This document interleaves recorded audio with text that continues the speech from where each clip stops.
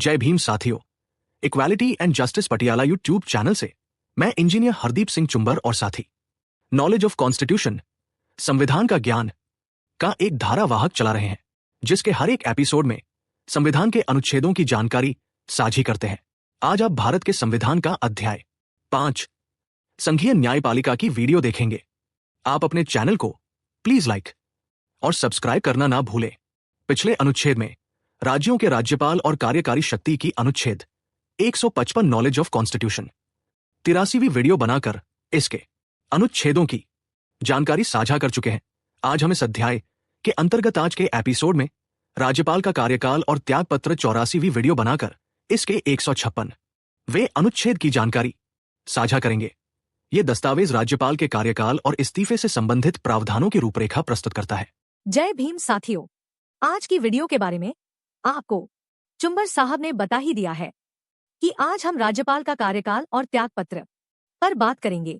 बता दें कि यह दस्तावेज राज्यपाल के कार्यकाल और इस्तीफे से संबंधित प्रावधानों की रूपरेखा प्रस्तुत करता है।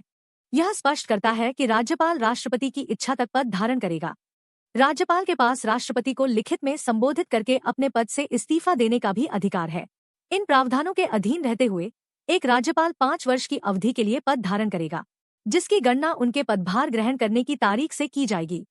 एक महत्वपूर्ण अपवाद यह है कि भले ही उनका कार्यकाल समाप्त हो गया हो, राज्यपाल तब तक पद पर बने रहेंगे तक कि उनका उत्तराधिकारी पदभार ग्रहण नहीं कर लेता। चलो आओ पहले सुनते हैं संविधान के इस अनुच्छेद में क्या लिखा है। पहले हम यह सुनेंगे, इसके बाद में इस पर विशेष चर्चा सुनेंगे। भारत के संविधान का अध्याय 5 संघीय न्यायपालिका का अनुच्छेद 156 राज्यपाल का कार्यकाल और पदत्याग, एक संवैधानिक विश्लेषण, कार्यकारी सारांश। यह दस्तावेज राज्यपाल के कार्यकाल से संबंधित संवैधानिक प्रावधानों का एक संक्षिप्त विश्लेषण प्रस्तुत करता है। मुख्य निष्कर्ष ये है कि राज्यपाल का कार्यकाल निश्चित नहीं है, बल्कि कई शर्तों के अधीन है।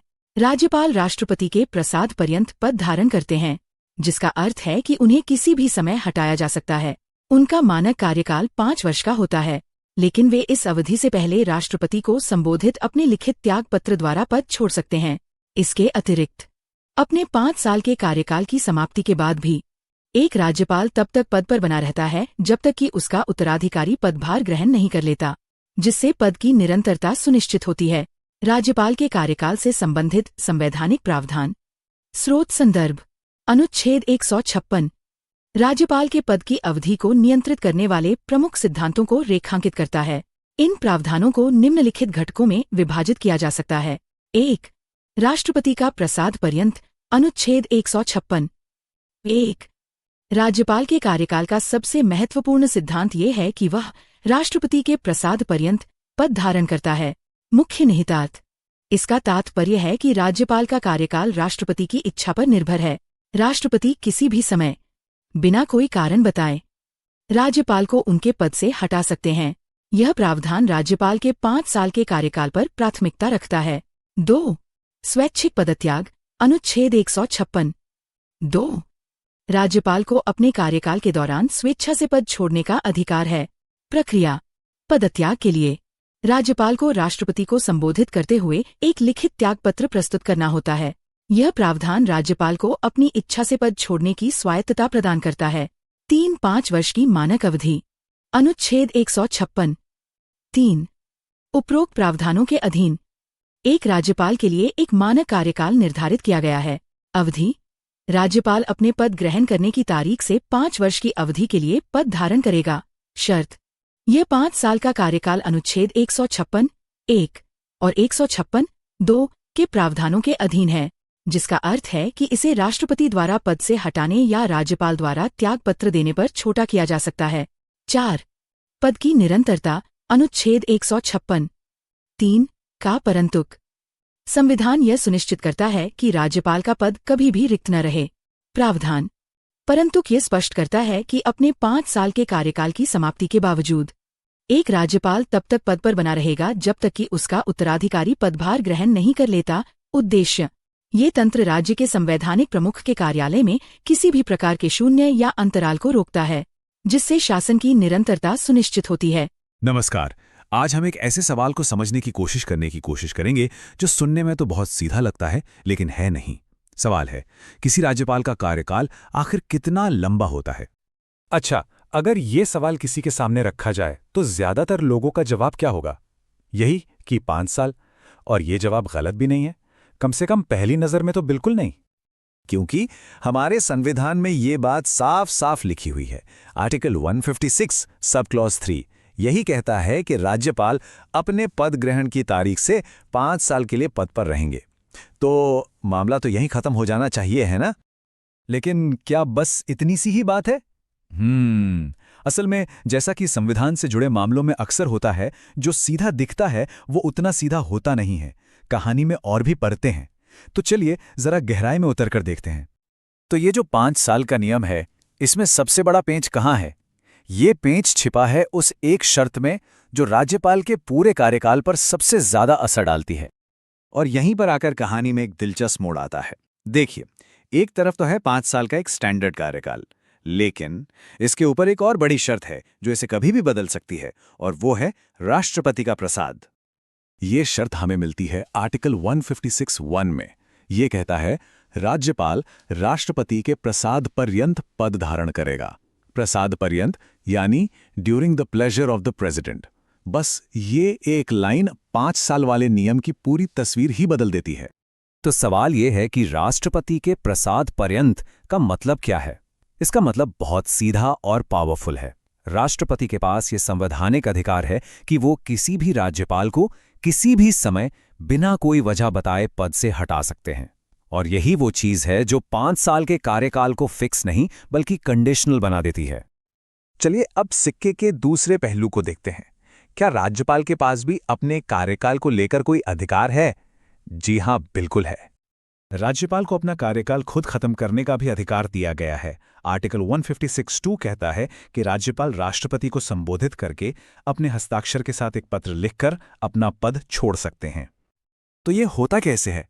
प्रक्रिया बहुत ही सीधी है। राज्यपाल को बस एक फॉर्मल इस्तीफा तैयार करना होता है और उसे राष्ट्रपति को भेज देना होता है। बस इसके बाद वो अपनी मर्जी से पद छोड़ सकते हैं, फिर चाहे उनका कार्यकाल पूरा हुआ हो या नहीं। और अब आते हैं इस पूरी पहेली के आखिरी लेकिन शायद सबसे जरूरी हिस्से पर। एक ऐसा नियम जो ये पक्का करता है कि राजकाज में कभी कोई खालीपन ना आए। सोचिए, अगर किसी राज्यपाल का कार्यकाल खत्म हो जाए और नए राज्यपाल ने अभी तक चार्ज न लिया हो तो क्या होगा? इसी स्थिति के लिए संविधान में एक सेफ्टी नेट है। आर्टिकल 156(3) का एक प्रोविजो कहता है कि राज्यपाल अपना कार्यकाल खत्म होने के बावजूद तब तक अपने पद पर बने रहेंगे जब तक उनका उत्तराधिकारी आकर पद संभाल नहीं लेता। तो ये सेफ्टी नेट असल में काम कैसे करता है? मान लीजिए राज्यपाल ए का 5 साल का कार्यकाल आज खत्म हो गया। वो तुरंत अपनी कुर्सी नहीं छोड़ेंगे।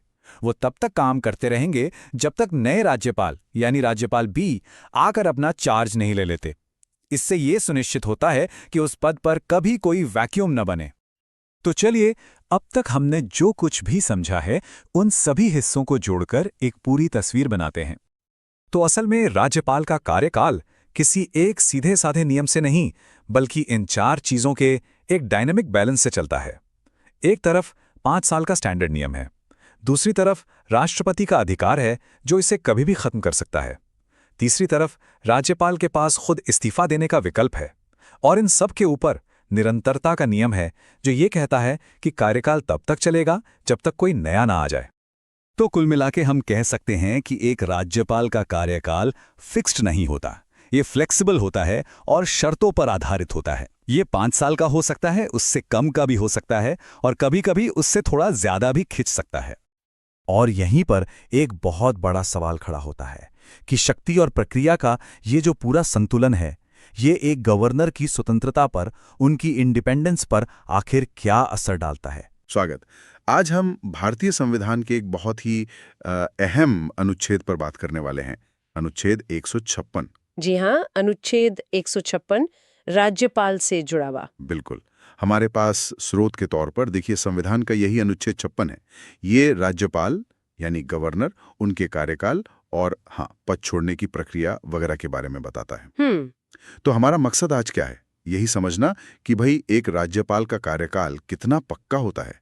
मतलब क्या वो सच में 5 साल के लिए ही नियुक्त होते हैं या कहानी में कुछ और भी है? हाँ, या कुछ और पढ़ते हैं इसमें? और अगर उन्हें पद छोड़ना हो तो उसकी क्या प्रक्रिया है? चलिए, इस संवैधानिक व्यवस्था की तह खोलते हैं जरा। बिल्कुल। मुझे लगता है ये काफी अहम है, खासकर केंद्र राज्य संबंधों को समझने के लिए। हाँ, मुझे भी लगता है इसमें कुछ दिलचस्प बातें निकलेंगी। तो शुरू करते हैं अनुच्छेद 156 के पहले खंड से। ये कहता है, राज्यपाल राष्ट्रपति के प्रसाद पर्यंत पद धारण करेगा। राष्ट्रपति के प्रसाद पर्यंत का सीधा मतलब यही है कि राज्यपाल का जो कार्यकाल है वो राष्ट्रपति की मर्जी पर, उनकी इच्छा पर निर्भर करता है। अच्छा। हाँ, सैद्धांतिक रूप से इसका मतलब है कि राष्ट्रपति उन्हें किसी भी समय पद से हटा सकते हैं और संविधान में ऐसा कोई जिक्र नहीं है कि उन्हें कारण बताना ही होगा। ओह, ये तो राष्ट्रपति या सुप्रीम कोर्ट जजों से काफी अलग स्थिति हुई, जिन्हें हटाने की तो एक तय जटिल प्रक्रिया है। बिल्कुल, ये राज्यपाल की स्थिति को काफी खास बनाता है। लेकिन यहाँ एक और बात समझनी जरूरी है। हाँ, बताइए। ये जो राष्ट्रपति का प्रसाद है, क्या ये वाकई राष्ट्रपति की व्यक्तिगत इच्छा है या फिर? हाँ, मेरा भी यही सवाल था। क्या इसमें प्रधानमंत्री और कैबिनेट की सलाह शामिल नहीं होती? असल में ये पावर किसके पास है? देखिए, हमारी जो संसदीय प्रणाली है उसमें राष्ट्रपति ज्यादातर काम मंत्रिमंडल की सलाह पर ही करते हैं। तो व्यवहार में जब हम कहते हैं राष्ट्रपति का प्रसाद, तो असल में ये केंद्र सरकार की इच्छा को दिखाता है, मतलब प्रधानमंत्री और उनकी कैबिनेट। अच्छा। राज्यपाल की नियुक्ति भी तो केंद्र सरकार की सिफारिश पर ही राष्ट्रपति करते हैं, तो उन्हें हटाने का फैसला भी व्यवहार में केंद्र सरकार का ही होता है। राष्ट्रपति उसे सिर्फ एक औपचारिक रूप देते हैं। तो मतलब साफ है कि राज्यपाल की कुर्सी काफी हद तक केंद्र सरकार की मर्जी पर टिकी हुई है। हाँ, संवैधानिक प्रावधान तो यही इशारा करता है। क्या संविधान सभा में इस पर कोई बहस हुई थी? मतलब क्या कोई और मॉडल भी सोचा गया था, जैसे राज्यपाल का चुनाव वगैरह? बिल्कुल बिल्कुल, संविधान सभा में इस पर काफी जोरदार बहस हुई थी। कुछ सदस्य चाहते थे कि राज्यपाल को या तो राज्य की विधायिका चुने या फिर उनका सीधा चुनाव हो, ताकि वो राज्य के प्रति ज्यादा जवाबदेह हों। सही, ताकि वो सिर्फ केंद्र के एजेंट जैसे ना लगें। उन्हें डर था कि ये जो प्रसाद पर्यंत वाला सिद्धांत है, ये केंद्र सरकार को राज्यों के मामलों में दखल देने का और राज्यपाल के पद का राजनीतिक इस्तेमाल करने का एक हथियार दे देगा। ये डर तो वाजिब लगता है। तो फिर ये प्रसाद पर्यंत वाला मॉडल ही क्यों चुना गया आखिर? इसके पीछे जो मुख्य तर्क थे वो थे राष्ट्रीय एकता और अखंडता को बनाए रखना। देखिए, भारत उस समय नया नया आजाद हुआ था, बंटवारे का घाव ताजा था, कई रियासतें अभी अभी शामिल हुई थीं। हाँ, माहौल काफी नाजुक था। बिल्कुल।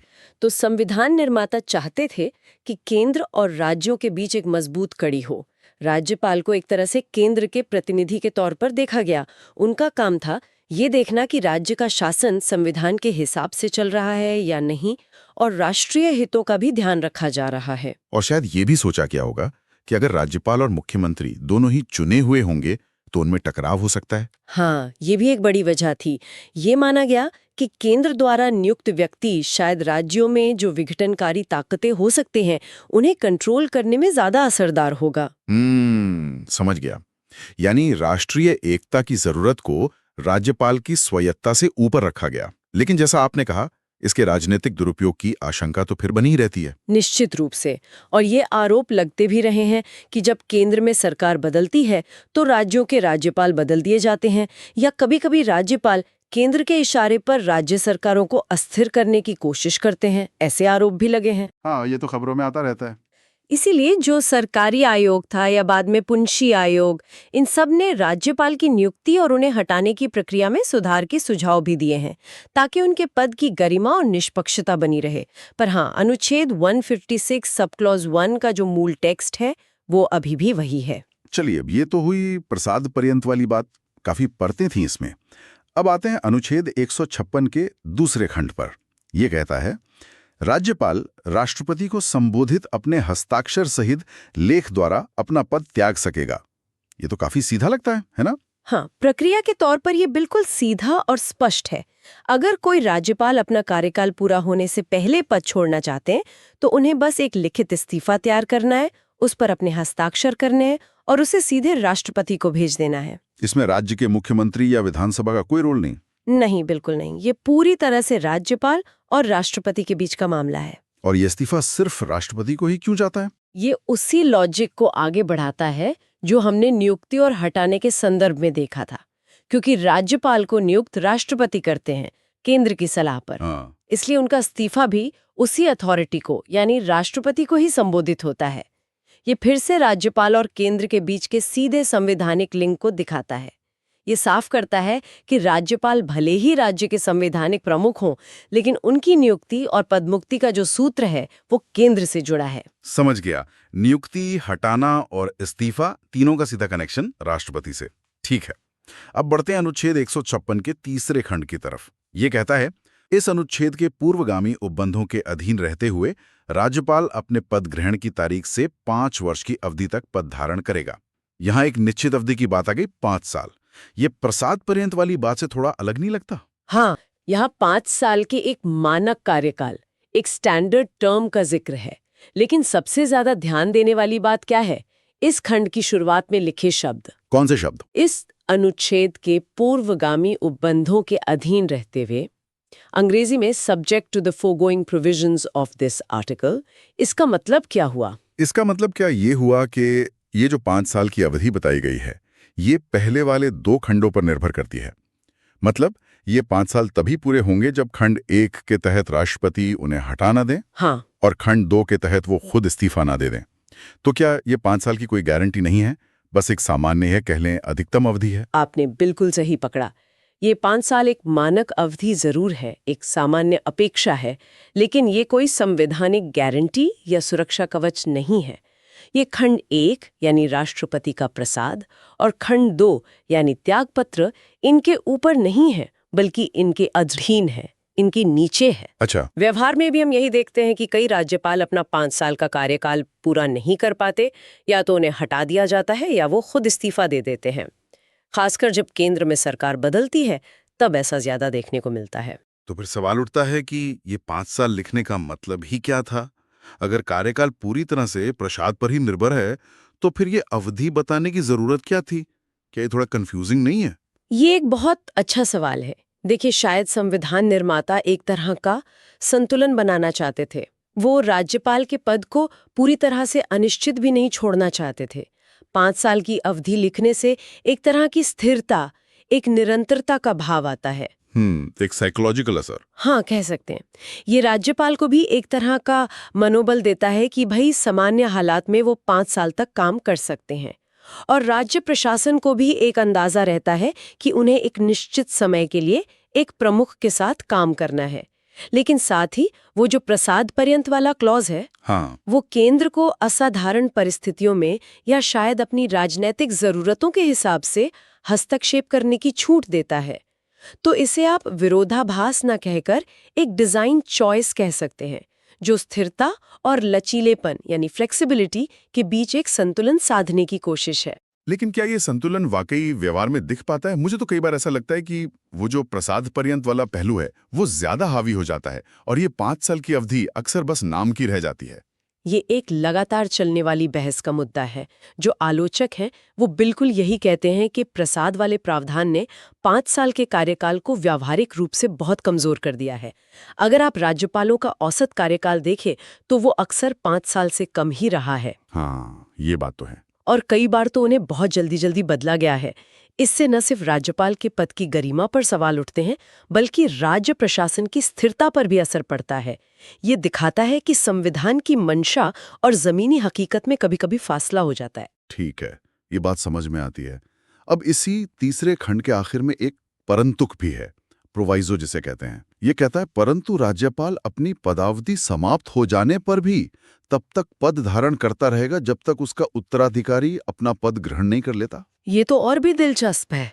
मतलब 5 साल पूरे हो गए, लेकिन कुर्सी नहीं छोड़नी जब तक नया व्यक्ति ना आ जाए। हाँ, और ये परंतुक, ये प्रोवाइजो बहुत ज्यादा महत्वपूर्ण है। ये क्यों बनाया गया है? शासन की निरंतरता यानी कंटिन्यूटी ऑफ गवर्नेंस सुनिश्चित करने के लिए। आप सोचिए, अगर किसी राज्यपाल का 5 साल का कार्यकाल ठीक 5वें साल के आखिरी दिन खत्म हो जाए, हाँ, और उसी दिन कोई नया राज्यपाल शपथ ना ले पाए किसी भी वजह से, तो क्या होगा? तब तो राज्य के मुखिया की कुर्सी खाली हो जाएगी, एक दिन के लिए भी, और सारे कार्यकारी काम तो राज्यपाल के नाम पर ही होते हैं। विधानसभा का सत्र बुलाना, अध्यादेश जारी करना, बिलों को मंजूरी देना, ये सब रुक जाएगा। एक तरह का संवैधानिक खालीपन या संकट पैदा हो जाएगा। बिल्कुल।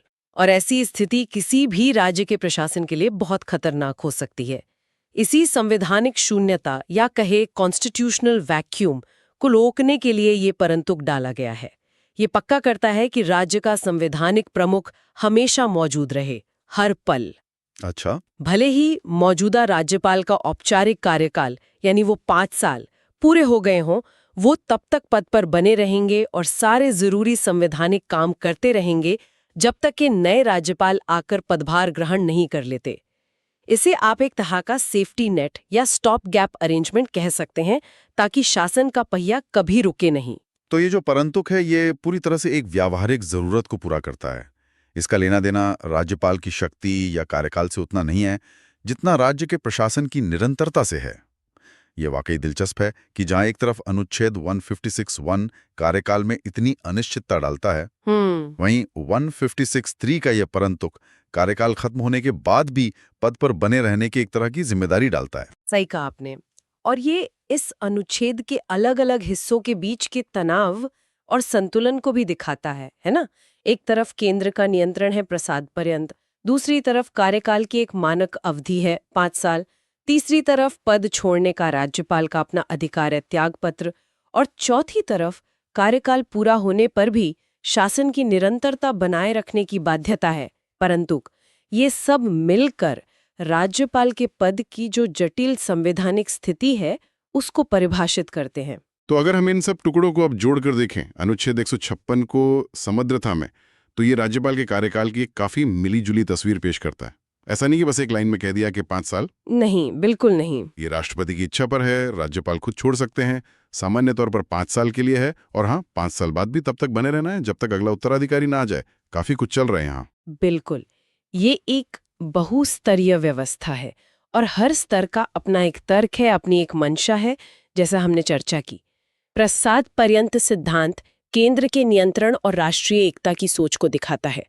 5 साल का कार्यकाल पद को स्थिरता और एक मानक अवधि देने की कोशिश करता है। त्यागपत्र का प्रावधान राज्यपाल की व्यक्तिगत इच्छा का सम्मान करता है, और उत्तराधिकारी आने तक पद पर बने रहने का नियम राज्य में किसी भी तरह के संवैधानिक या प्रशासनिक खालीपन को रोकने की गारंटी देता है।